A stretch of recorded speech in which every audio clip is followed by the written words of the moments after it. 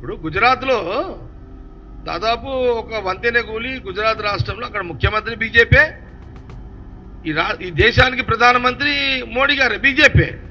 ఆ రాష్ట్రంలో బ్రిడ్జి కూలిపోయి ఒక దాదాపు 140-150 మంది చనిపోయారు. రాహుల్ గాంధీ గారు ఏమన్నా విమర్శించిరా? ఏమి ఇది మోడీ గారే కూలగొట్టిండు లేకపోతే అని అన్నాడా? ఆయన ఏమన్నాడు? రాహుల్ గాంధీ గారు చాలా బాధ అనిపిస్తున్నది ఆ బ్రిడ్జి కూలిపోవడము అని ఆవేదన వ్యక్తపరిచారు.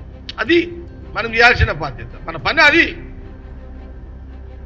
రాజకీయం చేయలే కాంగ్రెస్ పార్టీ, రాహుల్ గాంధీ గారు చేయలే.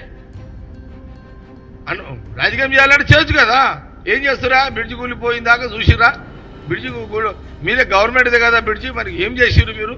అంతకుముందు అది కరెక్ట్ ఉందా లేదా? కూలిపోయేదాకా ఎందుకు చూసిర్రు?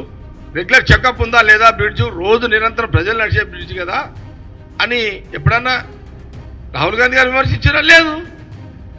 ఈ జ్ఞానం కూడా ఎందుకు లేదు బీజేపీ? కిషన్ రెడ్డి గారు మీరు ఎందుకు ఇది